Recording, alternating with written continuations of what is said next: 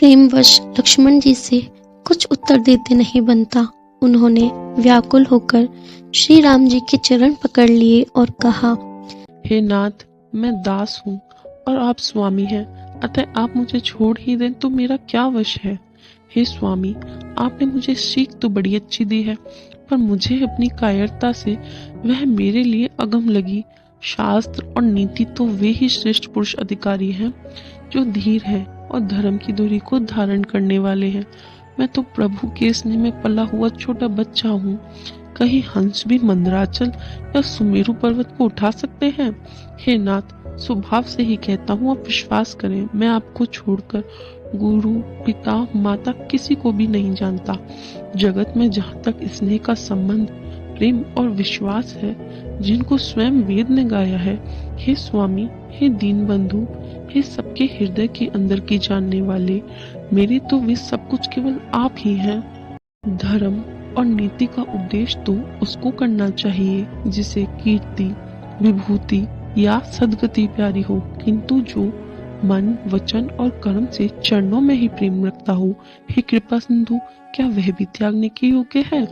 दया के समुद्र श्री रामचंद्र जी ने भले भाई के कोमल और नम्रता युक्त वचन सुनकर और उन्हें स्नेह के कारण डरे हुए जानकर हृदय से लगाकर समझाया और कहा, हे भाई, जाकर माता से विदा मांगाओ और जल्दी वन को चलो। रघुकुल में श्रेष्ठ श्री राम जी की वाणी सुनकर लक्ष्मण जी आनंदित हो गए। बड़ी हानि दूर हो गई और बड़ा लाभ हुआ। वे हर्षित हृदय से माता सुमित्रा जी के पास आई, मानो अंधा फिर से नेत्र पा गया हो। उन्होंने जाकर माता के चरणों में मस्तक नवाया, किंतु उनका मन रघुकुल को आनंद देने वाले श्री रामचंद्र जी और जानकी जी के साथ था। माता ने उदास मन देखकर उनसे कारण पूछा। लक्ष्मण जी ने सब कथा विस्तार से कह सुनाई। सुमित्रा जी कठोर वचनों को सुनकर ऐसी सहम गई, मानो हिरनी चारों ओर वन में आग लगी हुई देखकर सहम जाती है। लक्ष्मण ने देखा कि आज अनर्थ हुआ, ये स्नेहवश काम बिगाड़ देंगी, इसलिए वे विदा मांगते हुए डर के मारे सकुचाते हैं। हे विधाता, माता साथ जाने को कहेंगी या नहीं?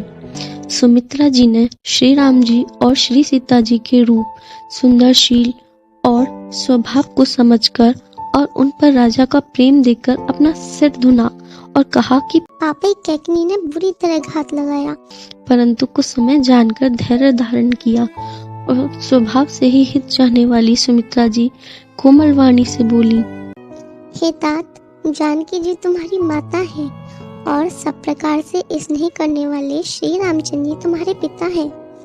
जहाँ श्री राम जी का निवास हो वही अयोध्या है, जहाँ सूर्य का प्रकाश हो वही दिन है। यदि निश्चय ही सीताराम वन को जाते हैं तो अयोध्या में तुम्हारा कुछ भी काम नहीं है। गुरु, पिता, माता, भाई, देवता और स्वामी, इन सबकी सेवा प्राण के समान करनी चाहिए। फिर श्री रामचंद्र जी तो प्राणों के भी प्रिय हैं, हृदय के भी जीवन है और सभी के स्वार्थ रहित सखा है।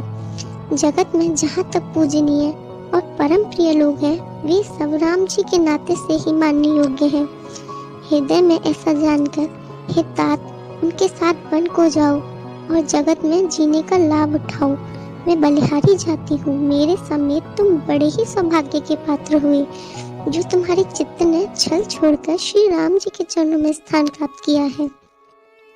संसार में वही युक्ति पुत्रवती है जिसका पुत्र श्री रघुनाथ जी का भक्त हो, नहीं तो जो राम से विमुख पुत्र से अपना हित जानती है वह तो बांझ ही अच्छी, पशु की भांति उसका बयाना व्यर्थ ही है।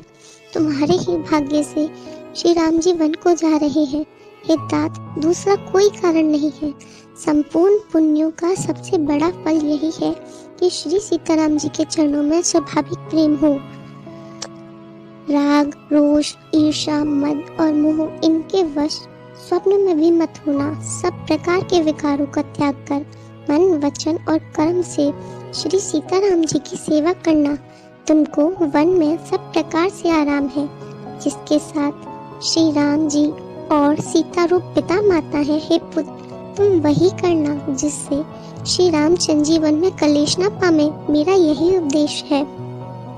हे तात, मेरा यही उद्देश्य है जिससे वन में तुम्हारे कारण श्री राम जी और सीता जी सुख पावे और पिता माता प्रिय परिवार और नगर के सुखों की याद भूल जाए। तुलसीदास जी कहते हैं कि सुमित्रा जी ने इस प्रकार हमारे प्रभु को शिक्षा देकर आज्ञा दी और फिर यह आशीर्वाद दिया कि श्री सीता जी और श्री रघुनाथ जी के चरणों में तुम्हारा निर्मल एवं प्रगाढ़ प्रेम नित नित नया हो। जय श्री राम।